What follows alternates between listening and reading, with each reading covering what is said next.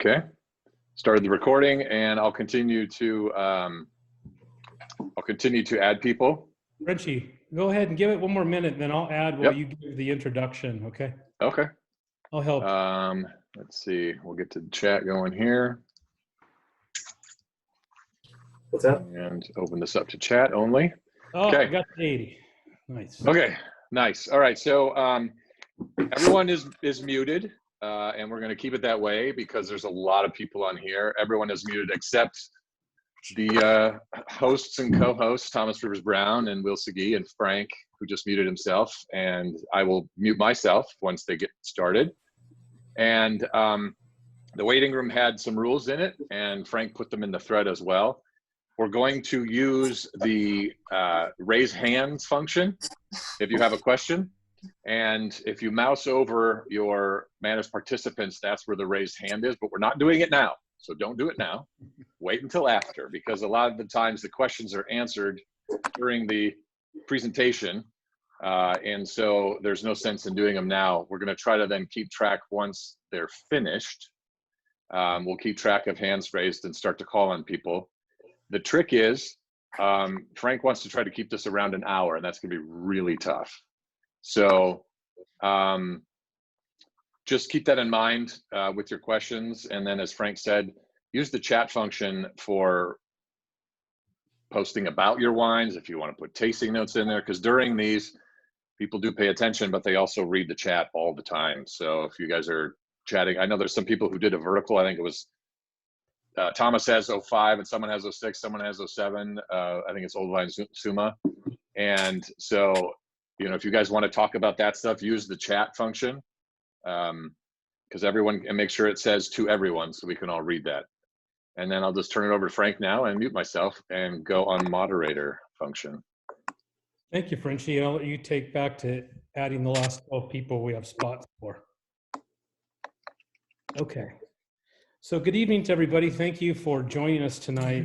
And at the outset, what I'd like to say is, on behalf of the Wine Berserker family and everybody on tonight, it's been a tough couple of weeks. And the motivation for doing this was to find a way to stay connected. Because if you live where I live, perhaps where all people are doing is walking their dogs, and going to Costco is a bit of an awkward horror show with the masks on and pallets everywhere and 10 carts in at a time. It's been a difficult time. And so for me, it's really important to share wine and be with people. And so selfishly, this fulfills some of the things that I need during the event. And I know I'm not alone, and that many of you also feel that way too. As evidenced by the fact that all the PMs I sent to get all of you in, I saw people that were brand new to the board, some who had just registered. And for me, that's an indicator that people want a fellowship, they want to talk about wine, and this Rivers Marie brand and wines that are coming from the Rivers Marie Winery are extremely popular and well-loved. That's why we almost have 100 people on tonight. It's a testament to Will and to you, Thomas, for what you've built. I want to welcome Thomas Rivers Brown and Will Segui to the event tonight. I'll let them introduce themselves more in a moment, but they are on. And if you'd like to see them on camera, you're welcome to change your view on the top right corner from gallery view to speaker view. And certainly when you're on speaker view, whoever's talking, you'll be able to see them full screen. So if you haven't met Thomas or Will before, you'll get to tonight. A few more comments on a personal level. I've been buying these wines since the 2007 vintage, and I love the winery's evolution. I've seen the wines change. And as I thought about the wines tonight to make these couple of minutes of introductory remarks, the word kind of saturated comes to me. And these wines have a beautiful balance. They have a saturated fruit quality that always keeps bringing me back. I like some blocks or vineyards more than others, but it's that beautiful quality of saturation that I also see in other notes on Sour Tracker that you may find as well. That's been my experience. I want to thank the winery. Since 2013, they've been a dedicated supporter of my annual wine charity event for the domestic violence shelter that has blossomed and grown to help the community here in my town, not far from Todd as well. We live close together. And it's wineries like Rivers Marie and others that not only make a great product, but they look out for the customer and a part of the community and help the way they can. So I wanted to make sure you all knew that, and we recognize tonight that this isn't just a winery, this is a set of people that commit to helping others. Finally, a short, quick story. Last year, after the 17s were released, I didn't buy any of the plat. And so early in the summertime, I was with a friend who had brought a plat over for dinner. I thought, oh, I'd like to try that. I didn't buy that. And I tried it, and it was one of those rare moments in my 30 years of drinking wine that I stopped and I took a breath. And I'm not trying to be dramatic or use hyperbole, but in our wine lives, we find those moments that make us pause. And that one made me pause because I recognized what was in the glass was something that was quite extraordinary. I then poured another bottle several months later, blind, for my wine group that meets regularly, and several comments at the table were similar to mine. Everybody has their own unique reaction. But the 17 Plat was the best Pinot Noir I drank all last year. And now we know that the 2018 has got the critical review that it's got, and probably in some respects brought some of you here tonight. So hopefully Thomas and Will talk about the evolution of Plat, both the Pinot and the Chardonnay, what that means to the winery. So with that, I don't want to talk anymore and cut into the hour. I wanted to make those comments and thank both of you for being here. Thank Frenchie for the platform. And so I'm going to kick it over to Will and Thomas and let them talk about the history, the evolution of the winery, and then we'll transfer to some questions that people might have about River Winery. All right, Will, you want to start? Sure. Well, thanks everybody for coming tonight, and thanks Frank and Todd and everybody for setting this up. I've been with Rivers Marie since 2010, the harvest, and joined took the seat in February of 2011. So I'm almost got 10 years here at the helm. Any of you likely have had any interaction with the winery in the last 10 years. You've received some sort of an email or something from Will at Rivers Marie. Well, here he is, sitting here with his Nerf gun and all kinds of other things in the background, waiting for the kids to break in on me. So I look forward to drinking some wine with everybody this evening and probably learning a few things myself. So I'll throw it over to Thomas. He'll give us maybe a little history of the project from the very beginning.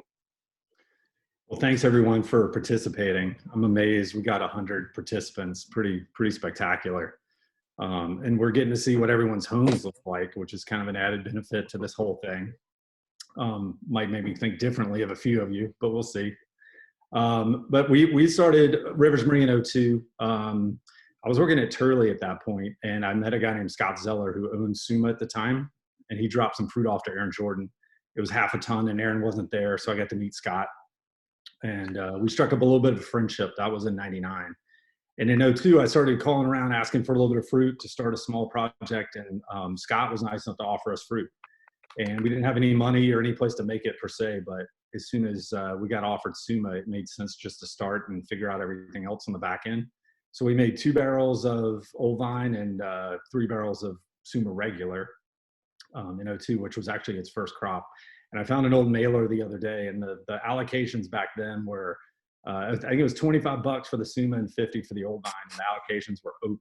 So you could basically request anything you wanted, and you got it. And you faxed me your credit card number, and I punched it into a rotary telephone to run your credit card number. And then here we are today, thankfully, quite a bit removed from that. And we started growing the brand slowly. There's been a couple big stair steps for us, like 2006 was a year that we grew considerably. But just to take you through it, 3 look pretty similar to each other. In 2004, we actually got Joya for 1 year. We put that in the Sonoma Coast, and that was our first ever Sonoma Coast, which was $25 then. And as most of y'all know, it's $30 now. 2005, incredibly small year. We made 54 bottles of Suma Old Vine, and this is one of the 54 right here. Back then, we were too cheap to print labels for it. So you see this stamp that says Old Vines right there. That was purchased from the And we just hand stamped some sort of regular Suma labels. I'm not sure how well that's going to translate with old vines. And we made 6 magnums and 54 bottles.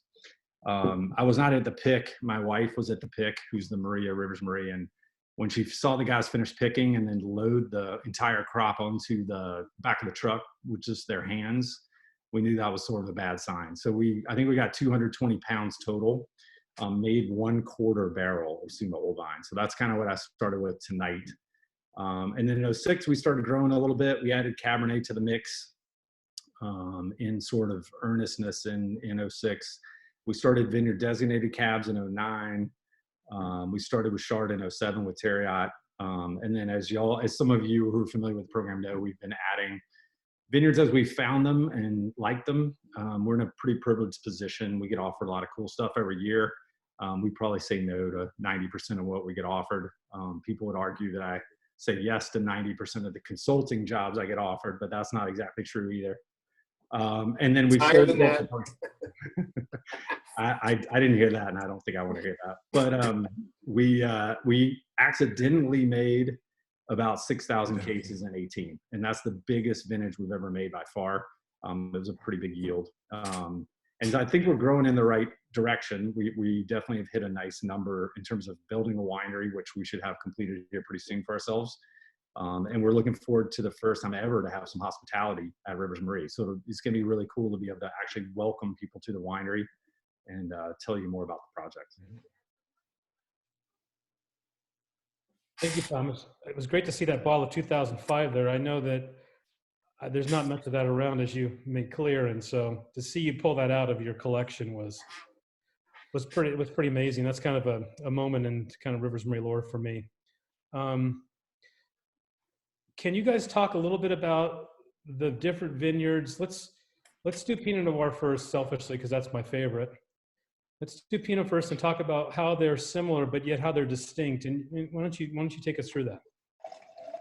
Well, so the Pinot lineup, let's see if I can name them all. I think there's 8 bottlings in 18. There's Suma and Suma Old, Ox Ridge, Silver Eagle, Platte, Sonoma Coast, Bear Wallow, and Anderson Valley, which we basically just put into distribution because it looks to be our last year. Other than Bear Wallow, which makes up both the Bear Wallow and the Anderson Valley, all the other 6 bottlings, if you were to just be able to fly around, all those vineyards are within about 2 miles of each other. Wow. Because you're on the coast, it takes a little while to drive that distance. So the big issue for us is differentiation between those bottlings, because if they all tasted the same, you would just buy one and then just sort of stop there and feel like you sort of checked the Rivers Marie box. So the goal for us in taking 18 as an example, like for instance, there's a lot of those wines that have only had 2 sulfur additions added to them, and that's the entire addition regimen for those wines. No yeast, no ML bacteria, no yeast nutrients, no acid, no whatever else people add to wines. Almost as natural as you could possibly make them, minus 2 small sulfur additions. No fining, no filtration. So I think the less you do, the more you see differences in the bottlings, the more you see the vineyards express themselves. Mm-hmm. For us, we're not going to let something go to waste or go to pot, but we're certainly going to get out of the way if at all possible. It just makes for the best possible wines, near term and long term. Okay. So then let's differentiate then a little bit further. We talk about Suma and we talk about the old vine block. Why don't you differentiate that for us and let us know a little bit more about that? So Suma is actually, it's sort of 3 blocks. It's the old vines, which were planted in 78, and there's about 550 vines total. There's a little attrition there every year through general die-off and tractor blight and some other stuff. So there's about 5 or 6 vines that get replanted every year. There's a block next to it we call the 98 block, obviously planted in 98, which is the basis of Suma Regular, which if y'all been drinking the wines recently, I feel like that block has gotten quite a bit more mature. So the difference between the 2 bottlings is actually narrowing. And then the old vines, when it was first planted, it was 8 feet between rows. No, sorry, 8 feet between plants and 12 feet between rows. So in 04, there were inner plants added to make the row spacing 6 feet. That wine, for the most part, goes into Sonoma Coast. But that is sort of a quasi third block of Suma. I see. Okay. And when we think about Sonoma Coast, and since you mentioned that, using 18 as an example, what went in to make that wine? So the base of that is a vineyard called Riddle, which we really like, but what we really don't want to do is add a lot more vineyard designates. I worked at Turley. I'm sure you guys are familiar with a bunch of these other brands, but I think there's a rush to add vineyard designate after vineyard designate. We already up to 8 bottlings. That seems like plenty. We're actually in the process of turning down some fruit that we would have taken a few years ago because for sure it would make the cut, but it's just too much. So we use this Riddle as our base for Sonoma Coast when some of it could definitely stand as its own bottling. And then if we have things within the vineyard designates that we feel are less successful, those get knocked down into the Sonoma Coast. Like Occidental Ridge, for instance, 3 different clones there. Usually all make the cut, all equally good, but occasionally there's one laggard there. And if we taste it 5, 6, 7 months in and we just don't dig it, it gets declassified in the Sonoma Coast. It's by no means not good. It's just not up to snuff for the SVD cut. Okay. And so then from a business perspective, now that we understand that wine a little bit better, talk about the uniqueness of how in almost 15 years, that wine has only gone up $5 a bottle total. Actually, I think it went up $5 at one point, then went down $5 and then went back up $5. So for us, I mean, we're all, and Will included too, are big wine buyers, big wine drinkers. That's how we got into this business. Like I went to the University of Virginia and have a double major in English and economics. So there's really no science there. So I got into wine because I decided I really loved it. And started as a wine drinker, not collector, because I just drank whatever I could afford to buy at the time. But I appreciate people on the other end that are buying these wines and collecting them and drinking them and sharing them and all that stuff. So I wanted something that was very affordable. As an econ major, of course, I like the cost of goods analysis of things as well. But there's a little bit of money in that wine. But for me, it's just a great way to share the brand, introduce a bunch of people to the brand, and make something that certain folks who can't afford the single vineyards or the Platts or the Sumo Olds can afford and share and appreciate and drink. And that's been a great bottle because I think it's brought more people to appreciate you, and certainly people add that to their orders. Or some folks like me, I'm sticking with the single vineyards now because I really like some of those distinctions.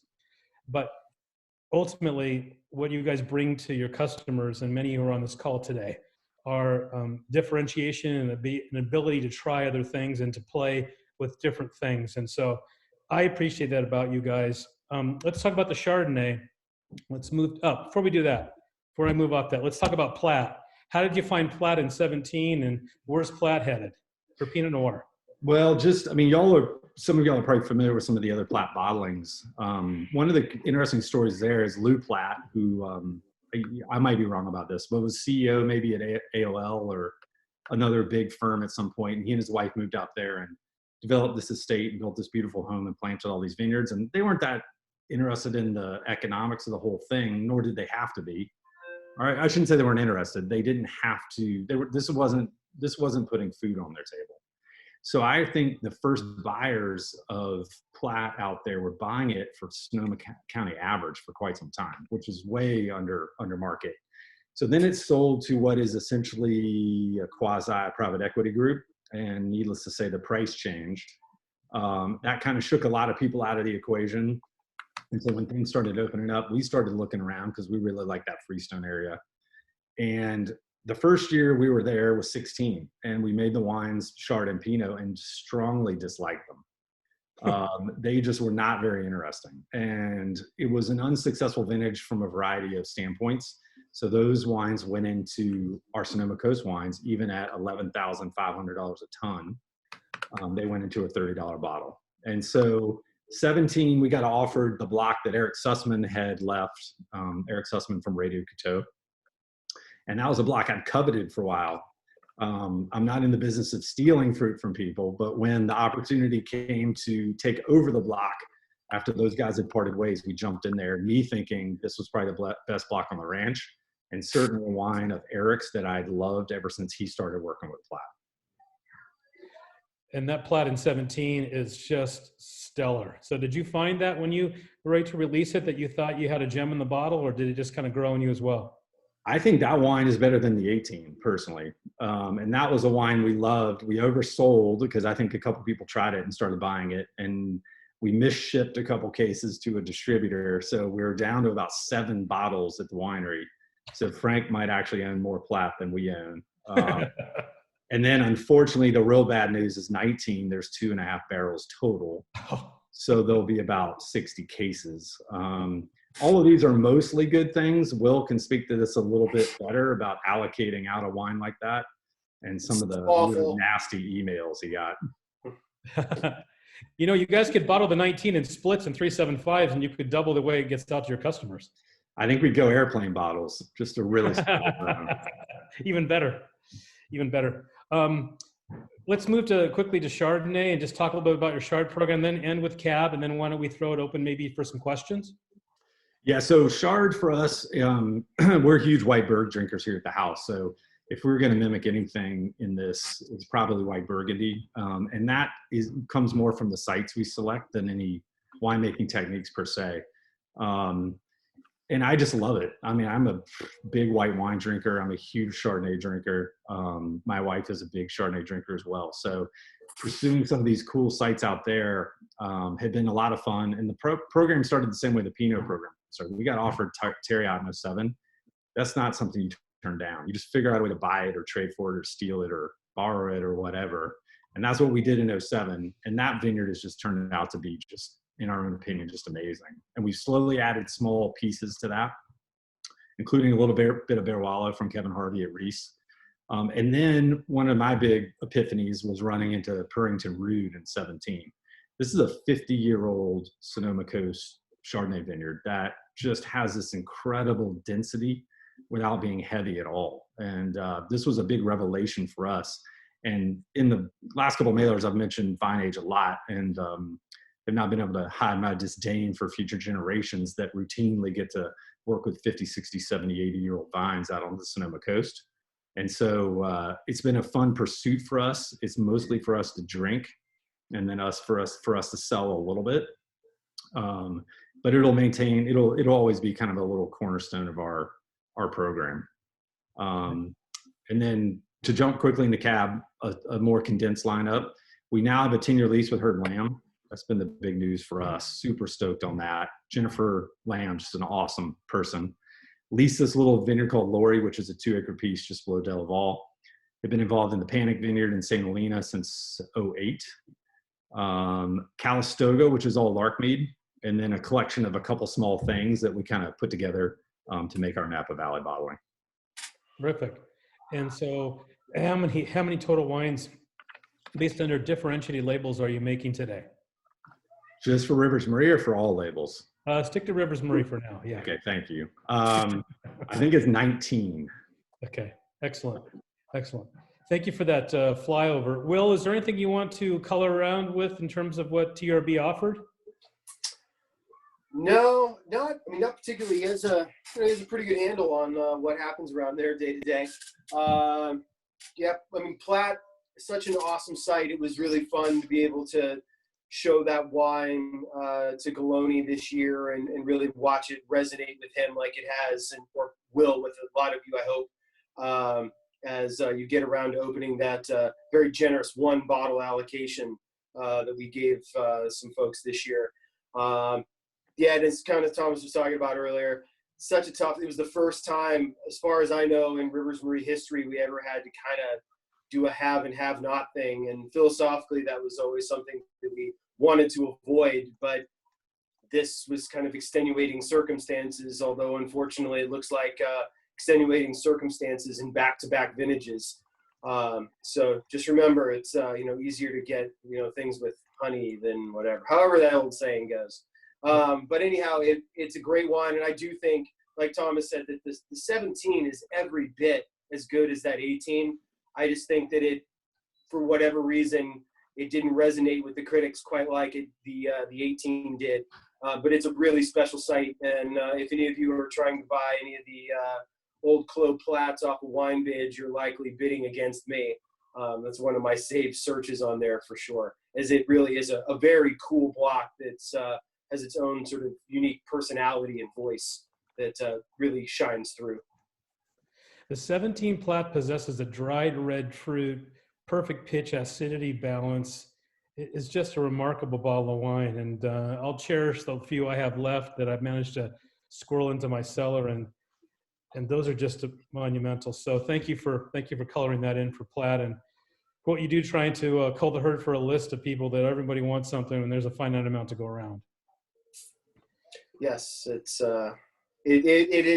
unfortunate, but I mean we're also, you know, like I said, giving one bottle, doing whatever we can, trying to get it out to as many folks as we can. And you know, there were a lot of really great customers that were reaching out asking for a few extra, and I really did just try to hold that line and try to get it to as many folks and stretch it as thin as humanly possible.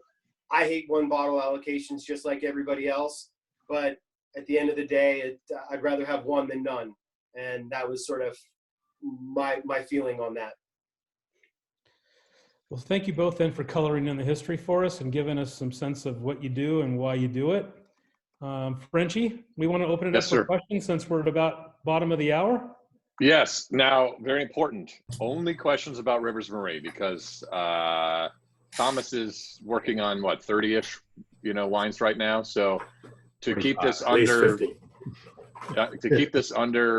you know, 2 days worth of video, we need to concentrate just on the main just the first main one, Rivers Marie. So when we're doing this, down by the managed participants area at the bottom of your video screen is going to be a raise hand.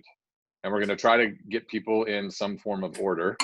And once we see the hands raised, there's Rick Joyer already did. And when we have 3 pages, it's really tough, let me just tell you. So I'm starting to write them down. Charlie, if you want to get Rick and let him ask his questions. So we're going to have, because we have to go through 3 screens to try to find who everybody is, it's a little bit tricky. Just know that normally if everyone's on one screen, it's a little easier to find them. Okay. So that's how we're going to do it. They're populating on my participant panel with a blue hand. So I have Rick and Baird that are asking questions. Exactly. Yeah. So I'm going to unmute Rick. And I'll mute. Yep. I just unmuted him up, and now we both unmuted him. Okay. Go, Rick. Can you guys hear me? Yes, sir. Yeah. Hey, RJ. Hey, Thomas, Will, good to see you guys. Love the wines, as you guys know. Been following for a long time. But I guess the question I've got here is, you know, when I think of Rivers Marie, there's a couple of hallmark traits, and I think there's definitely a house style that you guys have. You know, I always get a lot of kind of cranberry cloudiness, rhubarb, orange peel, and a lot of the different vineyards. I'm just kind of curious, how do you guys do that? Like, when you talk about site specificity and you talk about, you know, minimal intervention and really letting the vineyard shine, I'm just curious, how do you create a house style like that then? I personally think some of it is, especially the house style, most people can attribute it to Suma especially, because I see it veer away from that a little bit when you start talking about Ox Ridge and Silver Eagle and along the way, including Barwalo. Like, to me, Barwalo is the biggest testament of the wines sort of separating themselves. Has a little more of a savory, kind of savage quality that I think you get out of Anderson Valley and even places like Annapolis, kind of the northern Sonoma coast. But other than that, I don't really know. I think that the thing, again, that is attributed to the label most acutely, especially that orange fruited character, I think is mostly a Suma function. Because there's nothing that we're doing that I can think of that would steer any of the wines in a certain way. And for me, so Todd told us not to talk about other projects, but I'm about to talk about all of them. There's this us trying to get out of the way to create sort of differentiation between all the wines for fear of people just feeling comfortable buying one wine and feeling like they've checked the box for the year. And that includes on the cab side too. We make so many different Cabernets. We have to let the site shine through, or people would get really tired of the wines really quickly. But then that orange fruited character, for me, there's Suma, there's something like the Maybach Materium, there's Alpo's True. There's probably those 3 wines in the entire portfolio that to me are so recognizable by the nose that I could pick them out of a blind lineup of wines that I make, which is not something that I'm good at.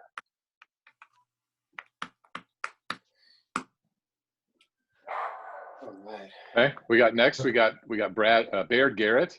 I'm going to unmute him and put his hand down. All right, Baird, you're on. Hey, can you hear me? Yes, sir. Yeah. Works just like it worked. Thomas, thanks for doing this. It's awesome. You probably don't remember, but we met about 16 years ago. I was a partner with Ken Frederickson in Nirvana Wine Agents. I don't know if you recall that distributor, and a fellow UVA alum. My question to you is, I'd be curious to get your perspective on alcohol level trends in Northern California Pinot and how that has been reflected, if at all, in the history of your Pinot selections. Yeah, no, it's a very hot topic, and this is where the varietals kind of differentiate themselves for us too, in the sense that, I mean, we could go on to this for a while. We tend to ride with the course of the vintage. So there's definitely these warm, dry years where our natural alcohols are probably higher than in vintages like 18 or 19 that are naturally cooler, and we can get the hang time we want. To talk about pick decisions, which obviously directly influence alcohol, it's very deceptive, and you have to kind of change hats when you go from Napa to Sonoma. In Napa, you're looking for color to separate from skins. If you were to take the berry and rub it in your fingers, you would look for actual pigment to show up on your fingers. You look for brown seeds, you look for crunchy seeds, you look for this kind of amalgam of sugar, acid, water, turning into this kind of velvety liqueur. And then you're like, okay, this is ready to go. In Pinot, you go out there and you taste fruit, and Pinot being naturally lower in pyrazines, you taste the fruit and you're like, this is really good. I think it's ready to go. And then you test it and it's 16 bricks. So your potential alcohol is 8 or 9%. It's not even ready for champagne base at that point, but you're like, damn, this tastes really good. So you have to throw those parameters out the window. So a lot of what you do in California, honestly, is you farm as best you can, you get it to the best possible position, and then you watch the weather. And we have to watch the weather on two fronts. The warmer sites, like let's say Riddle, the Sonoma Coast site, prone to some heat spikes because it's usually picked around Labor Day. And then you juxtapose that with something like Suma that's picked late October, and you're watching for rain events. And then the alcohol ends up being what the alcohol ends up being. And for us, that can be anywhere from 12.5 to 14.5. Some of that has to do with natural sugar conversions to alcohol.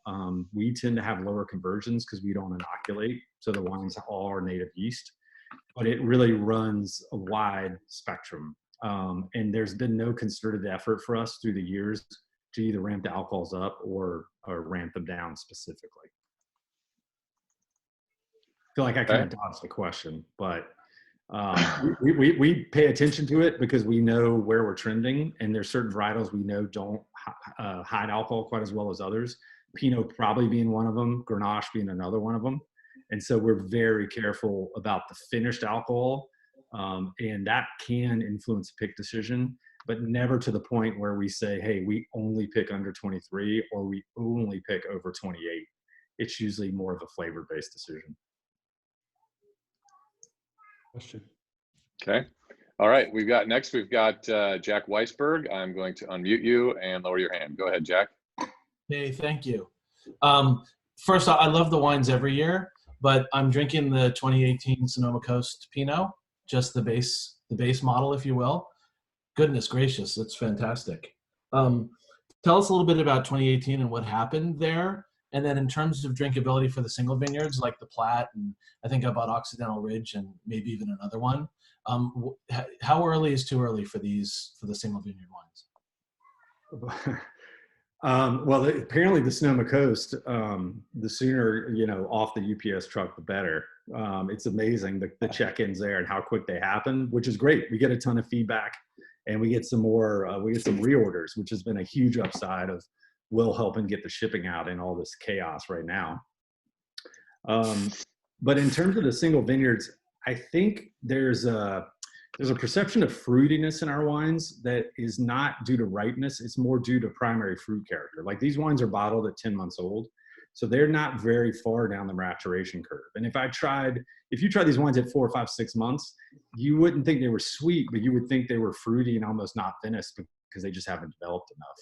And so when we bottle these wines, we don't want any tertiary character to have crept into them. We want the consumer to decide, do you like them young and primary fruited, or do you want to hold them 20 years, and let all that fruit sort of burn off and turn into more savory, kind of ethereal, aromatic qualities.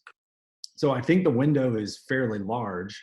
I think there's a lot of different vintages represented here. And to complicate the question, I like to think we're getting better at this every year we do it.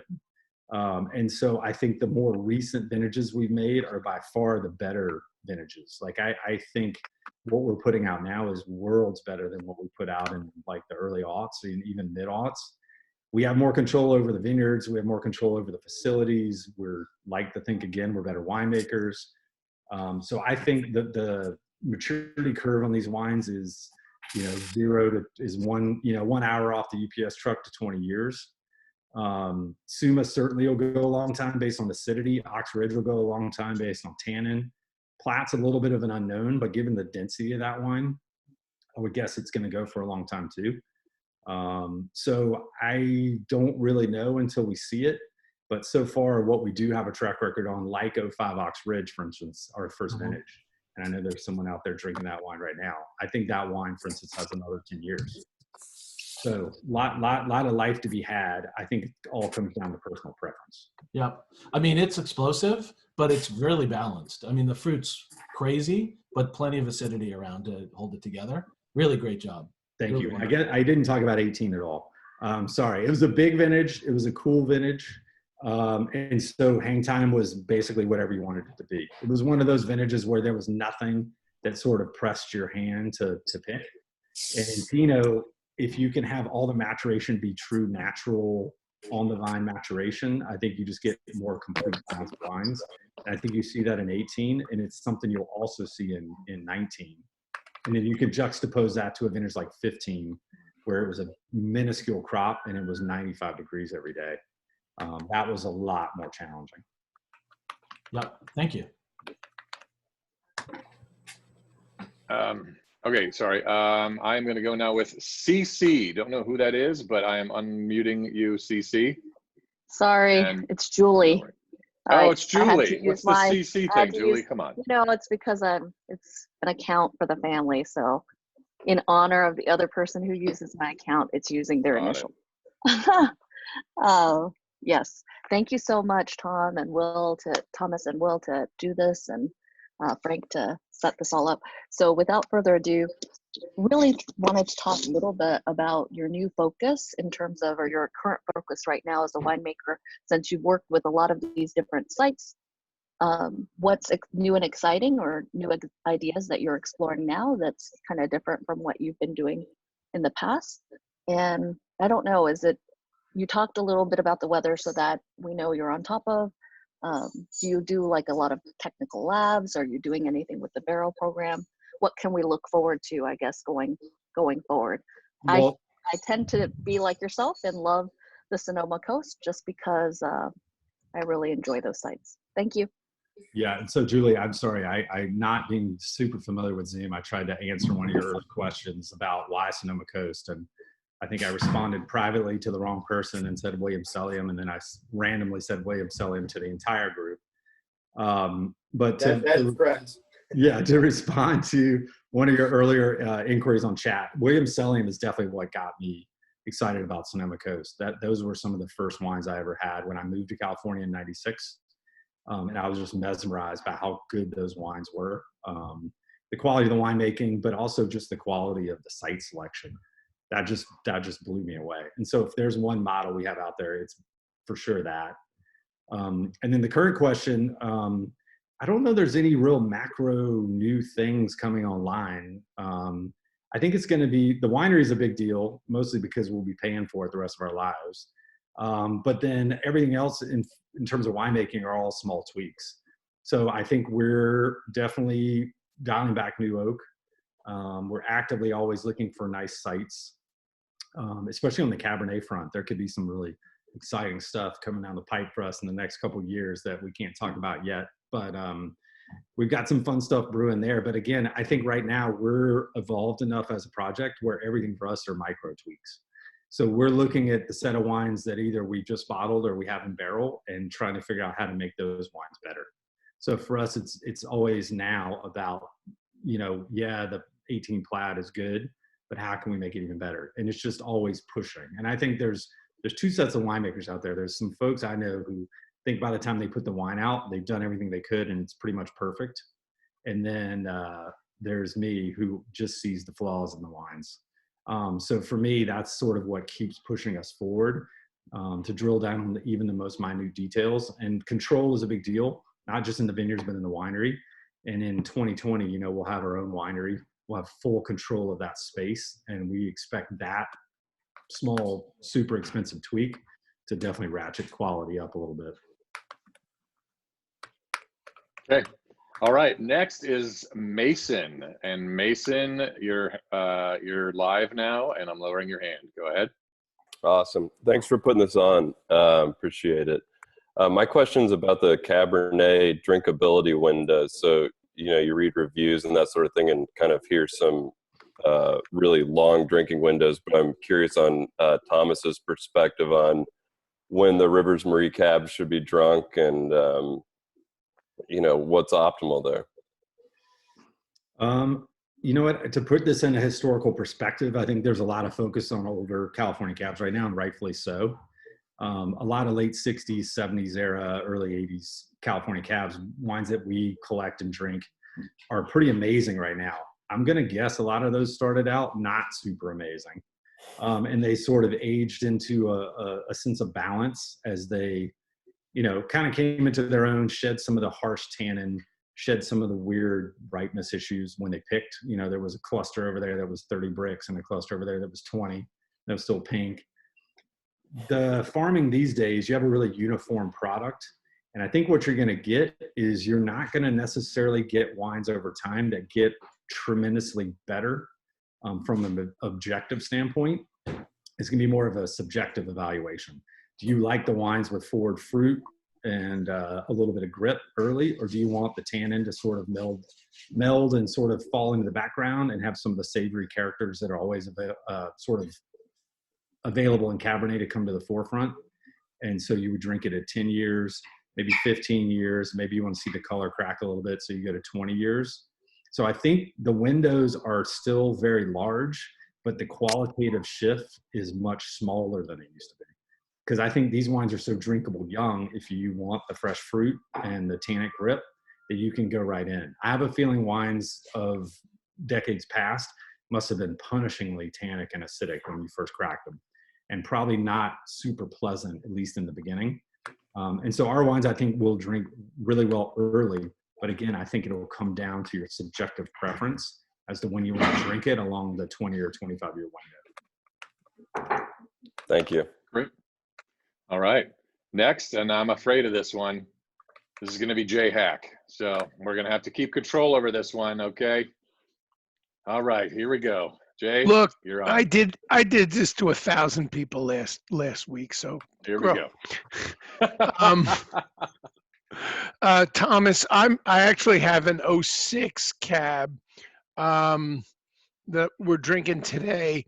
About 10 years ago, maybe actually more than that, probably 15 years ago, I was going to open an 03 cab, and I sent you a message and said, when should I decant it? And your response was, yesterday. You can't give that wine too much air. So I'd like to hear your comments on, you know, for lack of a better term, preparing the wines to drink. The one thing that's a big surprise to me is that the 06 cab that I've had, which I've had since, you know, on release, and it's been sitting in my wine cellar unmoved for 4 years, doesn't seem to have a lot of sediment in it. I would attribute that to good cellar work, which is rare in the way we've made the wines in the past, especially in the beginning. So I'm very happy to hear that, as a matter of fact, because our way to get rid of solids in the wine is through 3 rackings total: 1 post ML, 1 maintenance racking, and 1 racking at bottling. And we're counting on the wines naturally clarifying, and the cellar folks to remove the wine from barrel when they see lees. They should stop. And then let the wine settle in tank before we return it to barrel. So for cabs for us, and this again goes with a lot of client wines like Schrader, a lot of times people will have their Schrader bottles stored upside down in a box, and they'll pull them out and remove the cork. It's quite a bit of solids attached to the cork at that point. It's like robbing the bottle of an ounce, basically. And I think some of those early Rivers Marie cabs, and even the cabs now, probably do need to be stood up for a couple of days, let them settle, remove the cork. You may still see some solids attached, and then probably decant just for sediment, just in case, because none of the wines we've ever made in the way of red wines have ever been fined or filtered. So that decanting you did, I think, was a very wise choice. And has been sitting, the bottle has been sitting in my wine cellar unmoved for at least 4 years with the label facing up, as is true of every other bottle that I own. And normally it sticks to the bottom after 4 or 5 years, but this, it seems rather clear. And I would also add, nowhere near its peak. I like to drink them young, but so this is 14 years, 13 and a half years out. I give it another 20. Good. All right. Well, yeah, that's a good response to Mason's question. And the first four cabs we made were 03, 04, 06, and 07. They're really an odd mix of kind of whatever we could put our hands on. Like that 06 you're drinking actually has some George III in it. The same year we kind of started with George III with Schrader, and it's a very long, convoluted story that I won't bore you with. But back in those days, kind of whatever we could grab, we grabbed. One quick story about the 07. Times were a little tough. It was kind of the last crisis.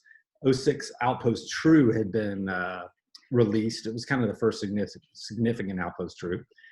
Sold about 45 cases on the mailing list, something like that. You know, back then, decent. No one really knew how that was. 07 comes around, really great vintage, of course. Lots of production. I volunteered to buy some of the extra barrels of wine for Rivers Marie from the Outpost owner.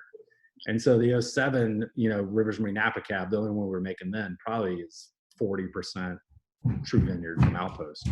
So I kind of lament those days because we had some crazy, amazing access, but going into the vintage, we almost never knew what was going to those wines before we purchased it and kind of blended it together. All right, good. Wow. All right, we controlled Jay, and now Jay, you have a new signature for Wine Berserkers because Thomas Rivers Brown gave you a specific compliment. So you're going to have to watch the video to get that back. I'm not going to unmute you though. No. All right, Colleen, you made it. You got it, and you're unmuted, and you're ready to go. Oh, okay. Well, thank you. So thank you, Todd. So we're drinking the 08 SOV here, which is lovely, and of course we're drinking the 08 because the 07s were gone long ago. They were wonderful. One of the things that I've really liked about the Rivers Marie wines are the unfilteredness, the cloudiness, the mouthfeel of that is just really amazing. I'm not sure I have seen the same unfilteredness in the more recent wines, so I'm kind of curious about that. But also, I don't think I've seen the unfiltered shards either, so I would be interested in just understanding about, like, not, is that a deliberate choice as well? Well, if I may jump in here ahead of Thomas on this one briefly. Thomas used to rack all of the Suma wines himself to tank. And while the rest of us in the cellar use our sight glasses and look for the lees, he finds the bottom of the barrel as, there's a little bit of profit margin that was still there at the bottom of those barrels. So that's why I think you would see a particularly cloudy Suma Old back in the day. I love it. I love it. And I'm looking for more of it. You can't, I hope you can't possibly believe that story, but the wines were smaller production wines back then for sure. I think I graduated out of cellar work a long time ago, so I think Will is remembering me a little too fondly. I've been around a minute now. Yeah. One of the practical changes for sure was when we helped build Tampa Bay Winery for the current owners of Tampa Bay. We started making Rivers Marie there. Now we had full control of the facility. So we've taken to laying out all the Pinot barrels single high 2 months before we rack them for bottling. So I think that is making a tremendous difference for clarity. And we, to Will's point, we are leaving behind a gallon or two in every barrel when we do that final racking. And I think that's why you're seeing the clarity improve. And as much as I appreciate you saying you appreciate some of that cloudiness, some of the other comments weren't quite so kind. Yeah. So commercial viability is something we always strive for. So I think a little more clarity without having to truly intervene has been a good thing, even though, as Will mentioned, it does cut into the profit margin a little bit. And I did get a lot of feedback on those Chardonnays. Like, a lot of folks would, even when a few of them would hit sort of distribution, maybe you'd get some feedback from a SOM or through some distribution chains that, hey, people are kind of not so sure that these wines are a tick cloudy. So I do know that we are a little bit more careful with those now based on some of that feedback. Just one of those data points that would come back through the chain. I mean, you forget that people that will, voluntarily spend an hour on a Tuesday night talking about wines are not exactly the general consumer base, sort of nationwide. Okay. Sorry, go ahead. that bitterness does impart, or that cloudiness does impart bitterness.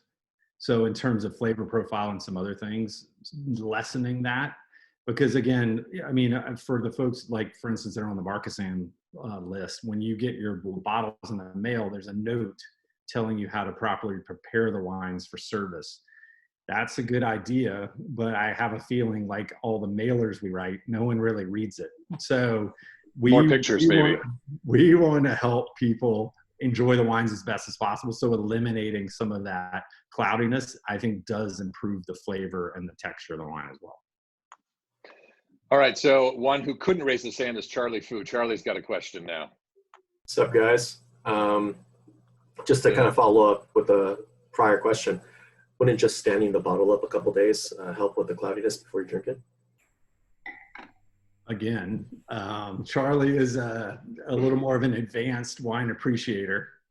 So I think it definitely would. And then also maybe even having it at 45-degree angle in like a pewter basket would also help a lot too. A lot of folks just don't go that route, and putting that responsibility into the consumer's hands, I think, is also irresponsible. There's very few products that I should sell you at a kind of a highest price that you should have to work to prepare to get full enjoyment out of them. So for us, leaving behind that little bit of cloudy wine in the bottom of every barrel, I think is a little more responsible for the consumer too.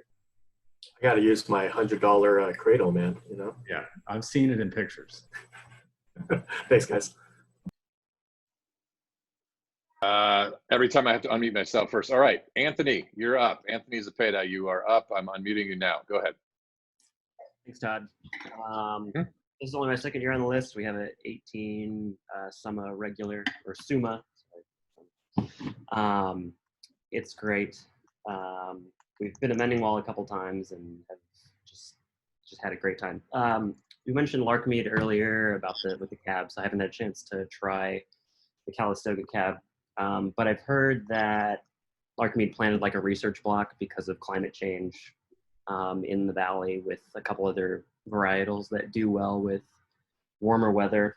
I was wondering if there were what your thoughts on that were, if there were any plans for potentially different varietals or if the weather gets warmer, gets too warm in Napa for things like cab.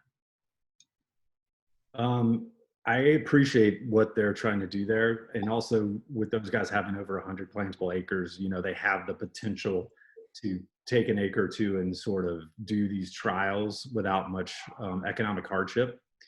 For me, I think, yes, it's getting warmer, which I 100% agree with. And the weather certainly is getting way more volatile as well, which the wildfires are a small testament to that. But for us, like when all this heat talk started with cab and its impact on cab, 100% legit. But for all of y'all who've been to Napa or other places recently, there was a training method in the vineyard was all vertical shoot positioning, and the fruit was incredibly exposed. And so I think as opposed to abandoning Cabernet at Napa, which could lead to further economic hardship, I think trials with trellising and some other things, I think will have a greater impact. You know, you've probably heard the word California sprawl, which is how these 70s and 80s and 60s era vineyards were all trained. I think now it's called modified V because no one wants to call it California sprawl because it's kind of a dirty word. So what you're seeing, I think, for folks that are a little more forward-looking in the near term, is you're seeing people go back to these older training methods that were definitely very successful in the past, and provide shade during the warmest parts of the day. And I think that's probably your first good step, because some of the other things that are being planted, especially in that lark meat block, like Touriga Nacional, I think all of us would agree we probably like port. But I'm not sure we want to drink a ton of dry Touriga Nacional for $195 a bottle. So I think the economic impact of it could be substantial. And again, I think it's not rip out all the cab and go to other varietals. There's a lot of middle ground, and I think that's what we'll pursue in the near term. Okay. Cool. Thanks. Okay. Will that affect Sonoma at all, or as much? What's that? Will that affect Sonoma as much?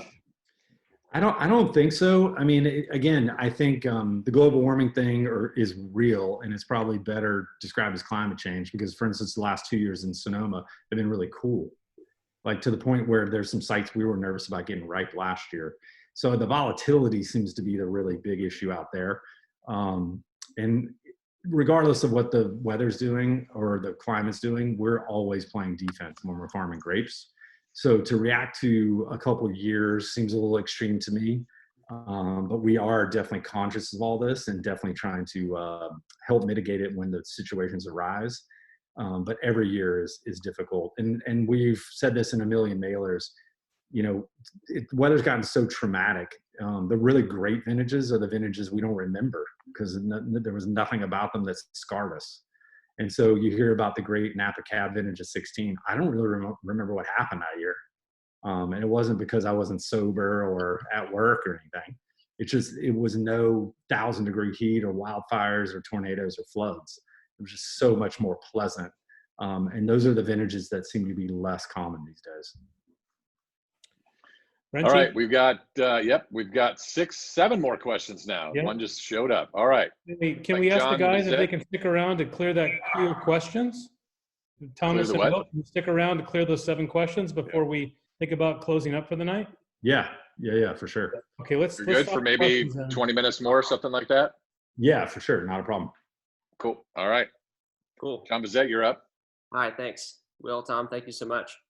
My question is, you know, when you're looking for feedback on your wines, where do you routinely go for that? Do you read critics? Are you talking with other winemakers? What kind of shapes your sort of evolution as time goes on? And then kind of follow-up question to that, in the last couple of years, how has your own style or preferences changed, and, you know, based on what you're drinking at home?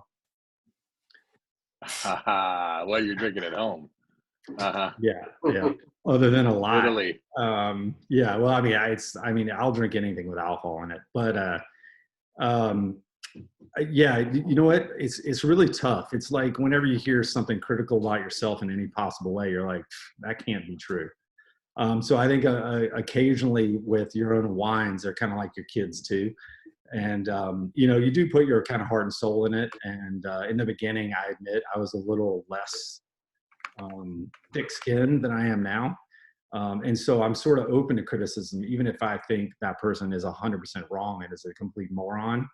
I'll still at least hear it and let it sort of register with me and sort of take it in. And there's sort of 1,000 data points out there now, because listening to just the critics, I think, is a little tough. And, you know, there's agendas there and subjectivity as well. So I think if anything, probably as consumers too, for all of y'all, what informs your buying decisions are 1,000 small opinions that you read or see on Wine Berserkers, or yes, with the critics, or, you know, promo pieces or lifestyle articles or anything. So if I hear anyone say something about the wines, positive or negative, I certainly take it in and process it and have to, 1, engage with whether I think they're right or not, and 2, if they are and they've actually called me out on something, how can I correct it?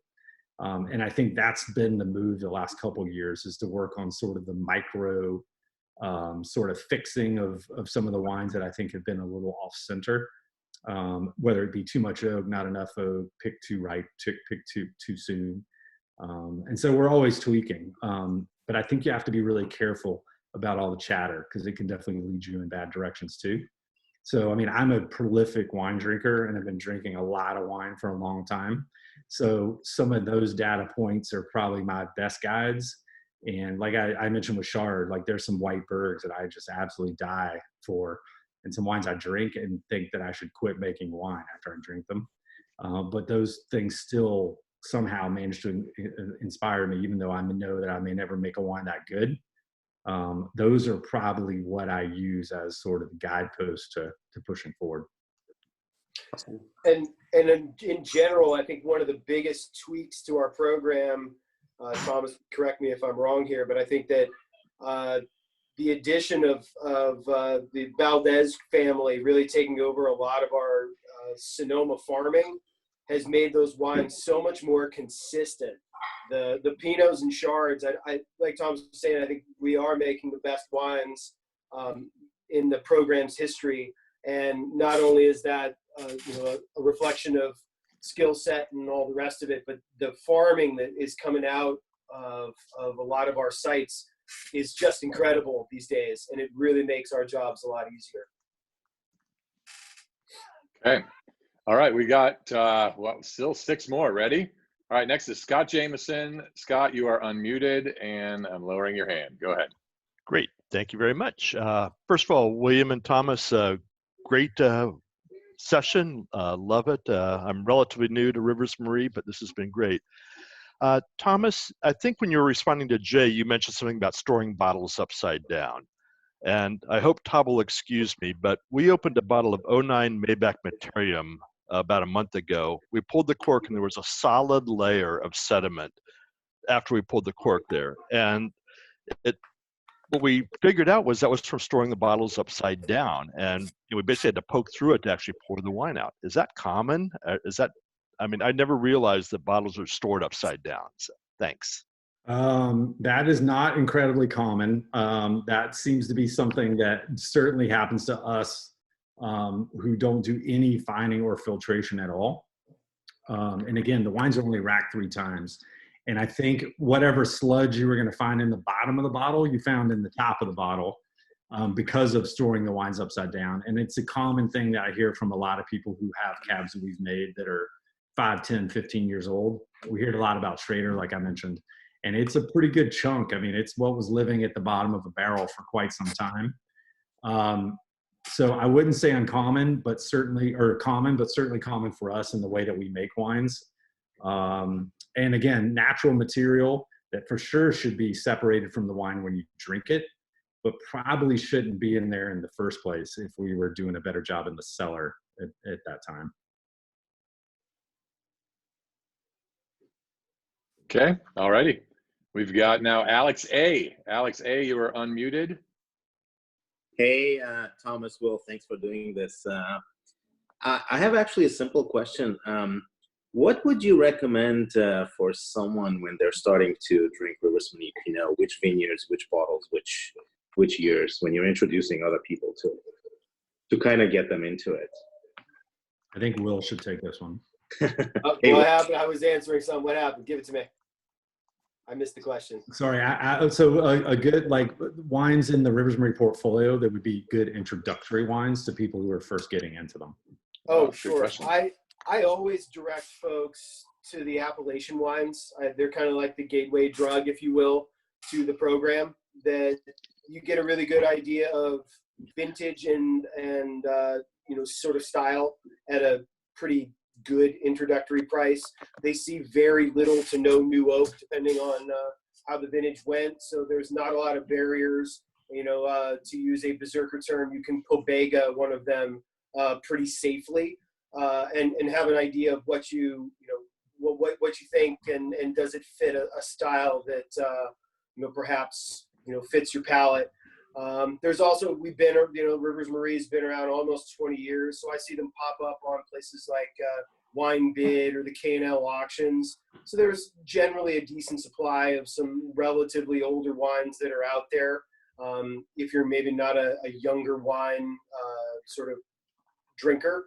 But on top of that, then I always direct somebody. I said, if you're willing to bump up a little bit, that on the Pinot side, Occidental Ridge and Suma, I feel like, are sort of the benchmark wines for what we do. So I always try to direct folks to those. They've been the longest in our portfolio. On the Chardonnay side, I mean, it's always Terriot. That's, you know, that one I feel like drinks really well. It does age quite well, but right out of the chute, you know, maybe give it a little bit of time. And then with Napa Cab, I mean, that's really, I think, what folks most know Thomas for. So I feel like you probably don't need a big introduction into his style or what Rivers Marie does if you've seen any of the other wines, because really, truthfully, he makes the wines the same way for everybody. You know, Maybach and Schrader don't get any, you know, preferential treatment, if you will. Everybody's, you know, made in the same way with the same level of attention and you know, detail. So you know, that's generally what I do when folks ask me for some guidance. Is, you know, hey, look at these couple of wines, give them a couple of months, and check them out, and see what you think. Okay, making sure that everyone at some point, I'm going to do a video of the chat or save a file as the chat, because there's a lot of fun stuff going on in the chat as well. So make sure everybody sees that. All right, next is Eric White. You are unmuted. And what? Wait, there we go. All right, go ahead, Eric. Great, thank you. Can you hear me, guys? Yep. All right, great. Thomas, great to see you again. It's been a long time. Thanks for doing this. The 03 is Suma Old Lanes is drinking beautifully.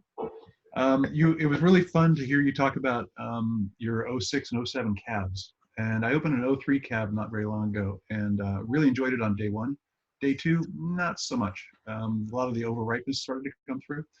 But that's really not the point of my question. My question was, can you speak, like, what went into that cab? Like, what was that made from? It was really interesting to hear the mix of the 06s and 07s, but what about the earlier vintages?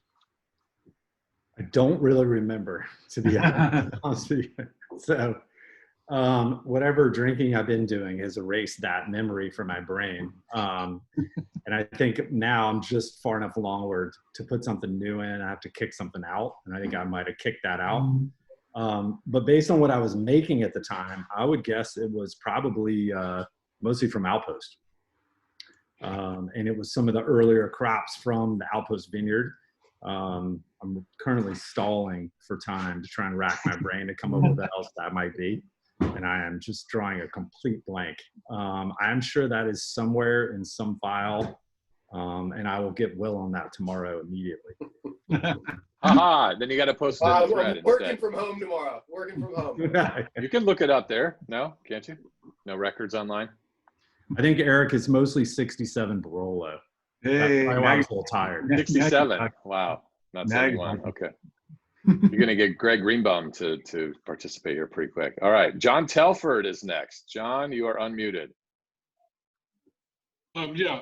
So thank you very much. If everybody can hear me. My question really is less about the consumer and the consumer preference and more about your preference in terms of how has your palate changed? If you want to go back to 2006, or I didn't even know there's 2003, so forgive me. But how has your palate changed in terms of what you're trying to craft in the vineyard, and where do you kind of see that going? Yeah, I mean, I think again, so this will be the long-winded version of that.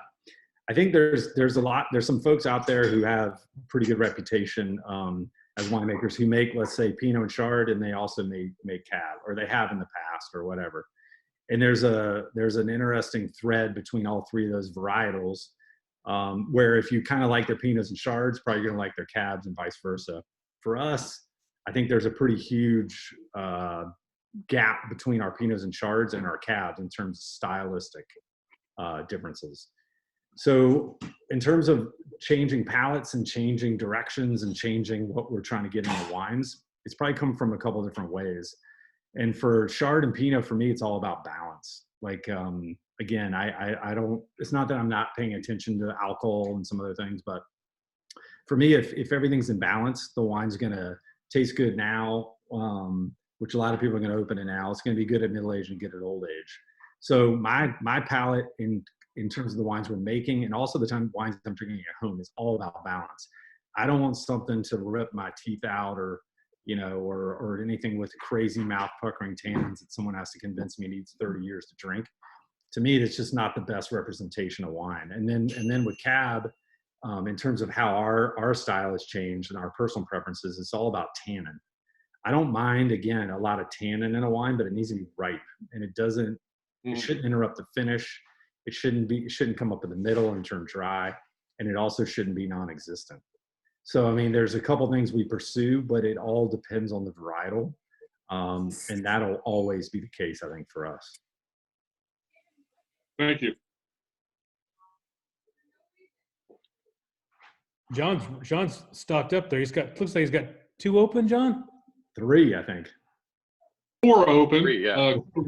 Right, and more than that, yeah, 4. Covent. More than that, I'd like to say your shards are just killing it. I love all your wines, but your shards are killing it. So I love it. Thank you. That's kind of in third place in terms of the general appreciation of the Rivers Marie wines, probably. But that my favorite too. Vineyards, I'm very proud of, and I think we've done a really nice job of continuing to collect good sites there, but keep that program small and focused. And yeah, every time like we did 13 Terriot the other night.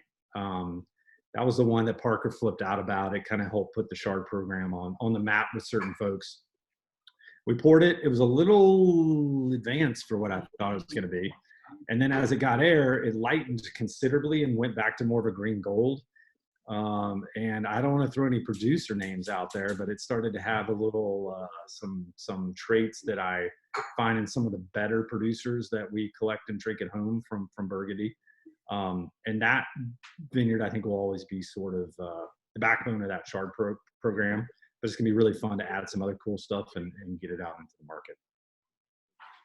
Cool. All right. We've got only 2 more. We got Greg. Greg Greenbaum, you are unmuted. Let's see. Unmute. Here we go. All right. And go ahead. Am I live? You're live, baby. Thank you. How's everybody doing tonight? It's great to see everybody. I want to thank Thomas and Will for showing up. Thomas, it's great to see you again. It's been years. I joined this mailing list, I believe, in 04. I'm not positive, but I know I've got 05. Suma in my cellar still, so something tells me it was early on. And I want to just say these wines have been consistent. Someone made a comment earlier how these wines really have a signature, and I believe that. The 07 Suma Old Vine tonight is lovely. It's unmistakably Sonoma Coast Pinot Noir. I wouldn't try to ring this as a Burgundy for anybody. My 2 questions, if I could be so bold, Thomas. What were your goals when you started this winery, and have you achieved them?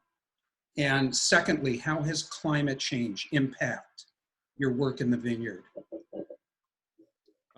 You know what? When we started it, we honestly had no idea what we were doing or where it was going.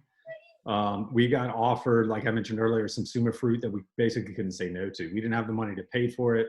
We didn't have a place to make it. There was just a ton of stuff that was just completely up in the air about how we were going to go about doing what we were doing.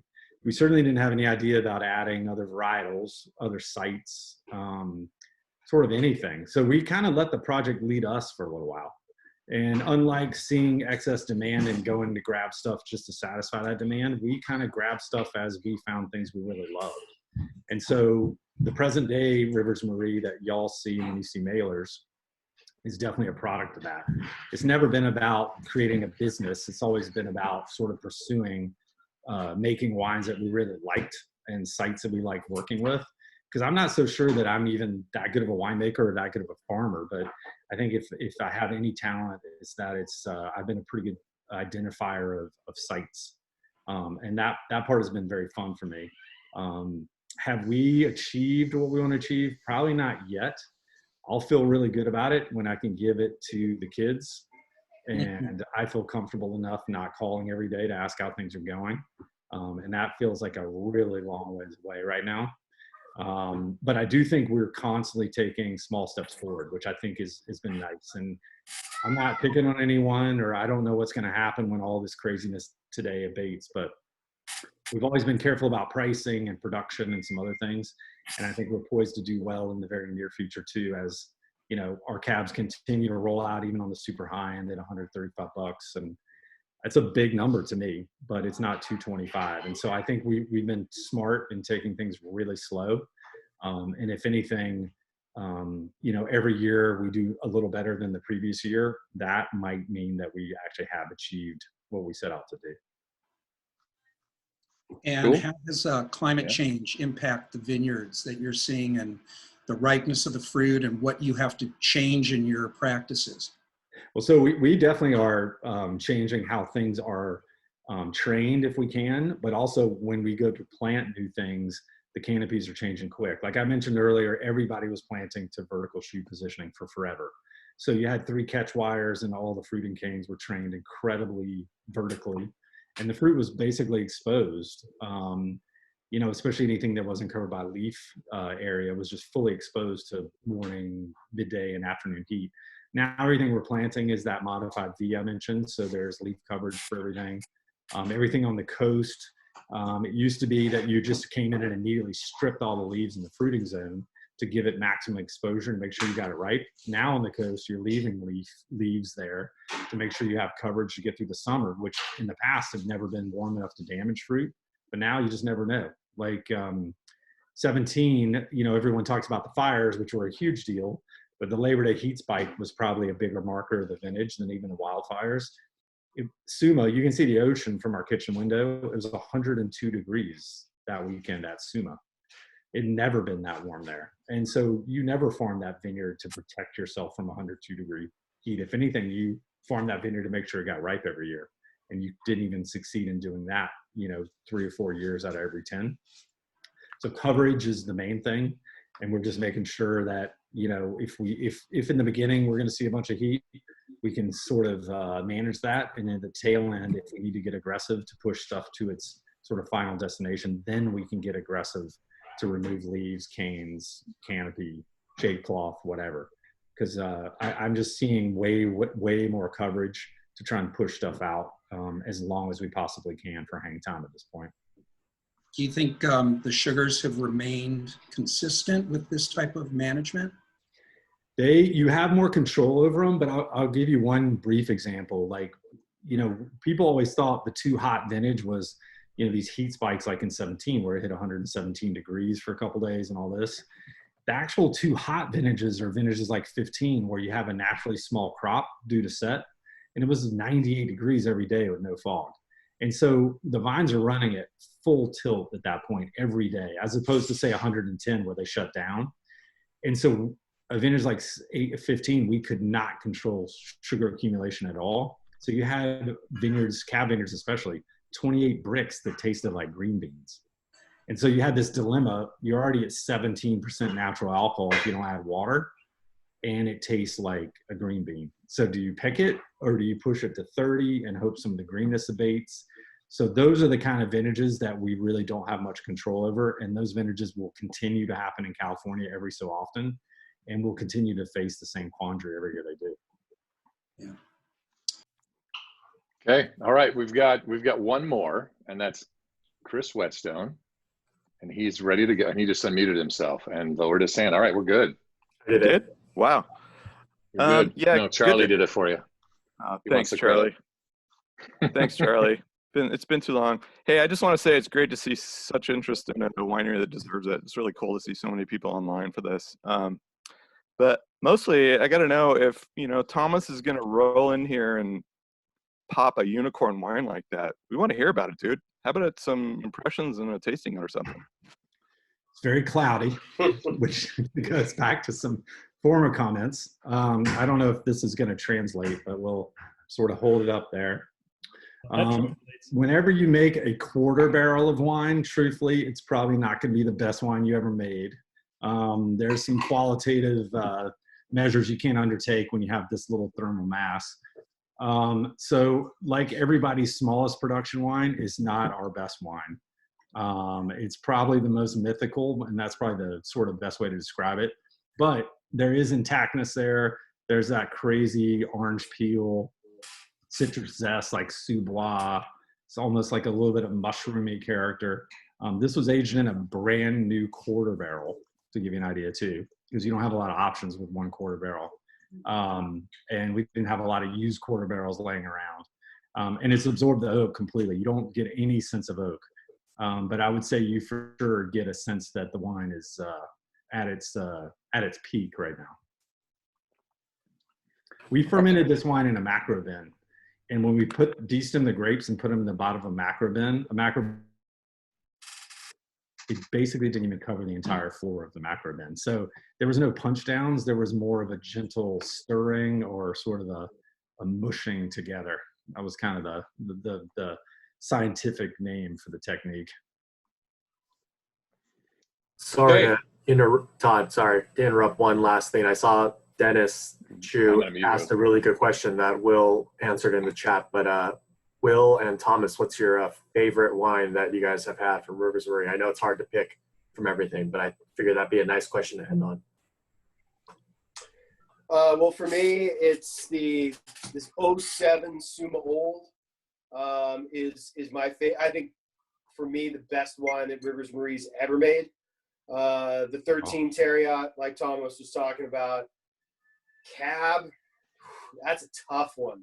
There's so many good ones out. I would really have to think about that. The 13 Panic was really good, and that was one of the ones where I really started to see the full vision of what Panic could be. The 08 Rivers Marie Napa, if any of you guys ever come across one of those, it's basically, as Thomas was telling me, it's 50-50 Panic and Corona from a great vintage. That's always been a great wine. I'd love to see. I've got the 16 Herb Lamb in my glass right now. That doesn't suck. I don't know. The cabs are harder for me. For me, the 04 Suma Old was a big turning point for the label. We were doing fine, and word was getting out, and Kevin Harvey was nice enough to host a tasting with Alan Meadows and pour some California cabs, because Alan was just getting into reviewing California wines. And he called that wine the best California Pinot he ever tasted. And so when that came out from a guy with that kind of pedigree and that kind of Burgundy background, that really ratcheted the program up. And it was kind of like the 17 Plat. I knew that I loved that wine, but I was just sort of waiting for a little bit of affirmation to fully embrace it. And when Alan came out and said that was a big deal for the program. And that definitely made a little bit of a soft spot in my heart for that wine.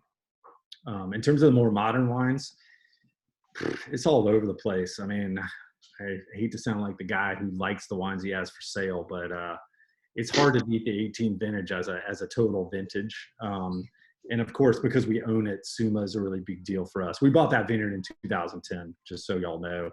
And there's some about that wine that's just so unique. I just love that wine every year. Okay, well, I've unleashed the beast. Anyone can unmute themselves and create chaos to say all your hellos and thank yous and all that stuff if you want. It's going to be a mess. You may not be heard, but I wanted to open that up if anyone wants to just chime in and join the chorus before we stop the recording and end the call. Go Clippers! Go Clippers! Go Who's! What? Thank you. Thank you for making an evening. Here's Will and Thank Thomas. you. Thank you so much. Thank Yeah, you. thanks a lot. Thanks, guys, for coming. Stay safe.